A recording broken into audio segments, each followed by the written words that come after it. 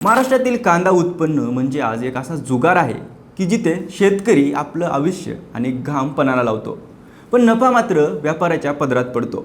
आज परिस्थिती इतकी भयंकर झाली की ज्या कांद्यासाठी ग्राहक 25 ते 30 रुपये मोजतात, त्याच कांद्याला शेतकऱ्याला मात्र केवळ 1 रुपयाचा भाव मिळतो। उत्पादनाचा खर्च तर सोडाच, उलट पदरचे पैसे जास्त जातात। एकीकडे निसर्गाचं आसमानी संकट आणि दुसरीकडे धोरणाचे सुलतानी निर्णय, अशा भयंकर कात्रीत आज महाराष्ट्राचा कांदा उत्पादक पुरता अडकलेला दिसतोय।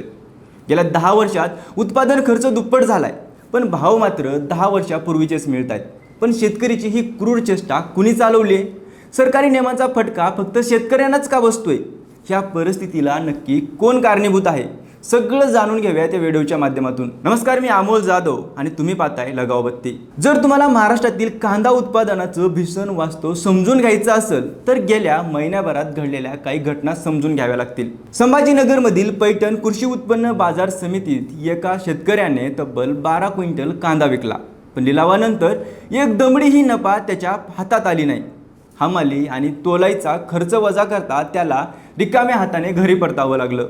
दुसरीकडे नाशिकच्या सटाणा कृषी उत्पन्न बाजार समितीत शेतकरी जितेंद्र साळुंके यांच्या कांद्याला फक्त 50 पैसे किलो भाव मिळाला। मग आंदोलन केल्यानंतर व्यापाऱ्याने अवघा 1.5 रुपयाचा दर दिला। सोलापूरमध्ये अंकुश गुंजाळ यांनी 73 गोणी कांदा विकला आणि त्याच्या हातात आले फक्त 400 रुपये। रक्ताचे पाणी करून विकलेल्या मालाची ही अशी क्रूर थट्टा आज महाराष्ट्राच्या कानाकोपऱ्यात सुरू आहे। आता बघायला गेलं तर एका एकरात कांदा पिकवण्यासाठी बियाणे, खत, मजुरी, नांगरणी आणि काढणी असा सर्व खर्च मिळून साधारणपणे 80,000 ते 1 लाख रुपये येतो। उत्पादनाचा विचार केला तर प्रति किलो कांदा पिकवण्यासाठी शेतकऱ्याला सुमारे 18 ते 20 रुपये खर्च येतो।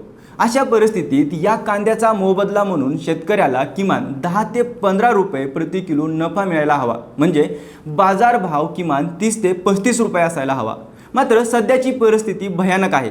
प्रत्येक बाजार समित्यांमध्ये कांद्याला फक्त 50 पैसे तर कुठे 1 रुपये 2 रुपये असा भाव मिळतोय। परिस्थिती इतकी खालावली आहे की हमाली, तोलाई आणि वाहतुकीचा खर्च वजा केल्यानंतर शेतकऱ्याच्या हातात काहीच उरत नाही, उलट त्याला खिशातून पैसे भरावे लागतात। जिथे लाखाचा नफा व्हायला हवा तिथे शेतकऱ्याच्या हातात साधा 1 रुपया सुद्धा उरत नाहीये। पण या सगळ्या परिस्थितीला नक्की जबाबदार कोण? तर यामागे अनेक गोष्टी जबाबदार आहेत। त्या कोणत्या त्या टप्प्याटप्प्याने पाहूयात।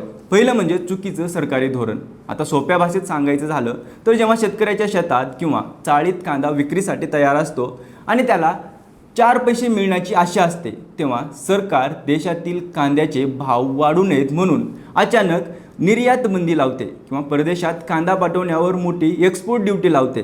यामुळे आंतरराष्ट्रीय बाजारात आपला कांदा महाग होतो आणि बाहेरचे देश आपल्याकडून कांदा खरेदी करणं बंद करतात। परिणामी तो सर्व माल देशात पडून राहतो। बाजारात कांद्याची प्रचंड आवक वाढते आणि मागणी कमी असल्यामुळे भाव कोसळतात। अशा प्रकारे ग्राहकांना स्वस्त कांदा मिळावा या सरकारच्या एका निर्णयामुळे शेतकऱ्याचा हक्काचा नफा हिरावला जातो आणि त्याला आपला माल 50 पैसे किंवा 1 रुपया किलोसारख्या मातीमोल दराने विकावा लागतो। दुसरं आणि महत्त्वाचं कारण म्हणजे नफेखोर व्यापारी। अनेकदा बाजारात व्यापारी आपापसात हात मिळवणी करतात आणि शेतकऱ्यांच्या कांद्याला जाणीवपूर्वक 50 पैसे किंवा 1 रुपया असा मातीमोल भाव पाडून मागतात।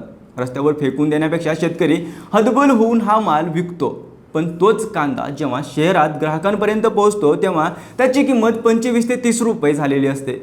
या साखळीतील शेतकऱ्याला उत्पादन खर्चही मिळत नाही आणि ग्राहकालाही महाग कांदा घ्यावा लागतो।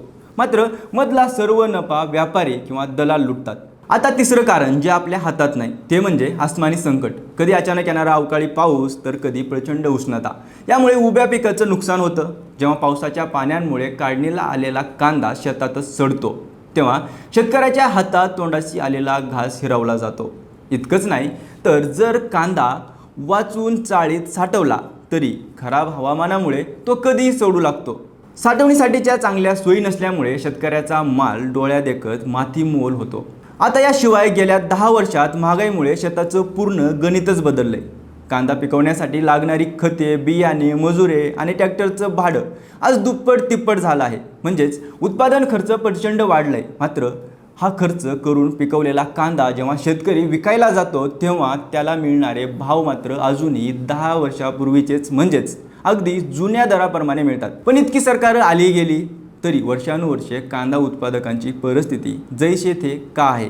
कारण आपल्याकडे कांद्याबाबत कोणतीही स्थिर धोरण नाही आहेत। जेव्हा देशात कांदा कमी असतो तेव्हा सरकार बाहेरून कांदा आयात करते, पण जेव्हा आपल्या शेतकऱ्यांकडे भरपूर माल असतो तेव्हा त्याला तो बाहेरील देशात विकू दिला जात नाही। दुसरीकडे आजही बहुतांश शेतकरी पारंपरिक कांदा चाळी वापरतात। तंत्रज्ञानाची कमतरता आणि सरकारी मदतीचा अभाव यामुळे हवामानात बदल झाला की साठवलेला कांदा सडू लागतो। त्यामुळे शेतकऱ्याला नाईलाजाने आपला माल साठवून ठेवण्याऐवजी मातीमोल भावात बाजारात विकावा लागतो। कांद्यापासून पावडर, पेस्ट आणि इतर टिकाऊ पदार्थ बनवणारे मोठे उद्योग महाराष्ट्रात खूप कमी आहेत। जर कांद्यावर प्रक्रिया करणारे प्रकल्प मोठ्या प्रमाणावर असते तर शेतकऱ्याला फक्त ताज्या कांद्याच्या बाजारभावावर अवलंबून राहावं लागलं नसतं आणि त्याला कायमस्वरूपी हक्काची बाजारपेठ मिळाली असती। शेवटी प्रश्न उरतो तो म्हणजे 73 गोणी कांदा विकून जर हातात फक्त 400 रुपये येत असतील तर त्या शेतकऱ्याने आपल्या घराचं गणित कसं जुळवायचं? तंत्रज्ञानाची मुबलकता असताना आज महाराष्ट्राचा शेतकरी ते वापरायला कमी का पडतोय?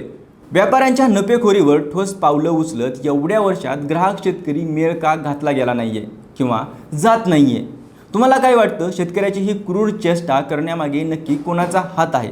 सरकारचा की व्यापाऱ्यांचा? कमेंट करून नक्की सांगा आणि अशाच नवनवीन अपडेट्ससाठी लगाव बत्तीला सबस्क्राईब करायला विसरू नका।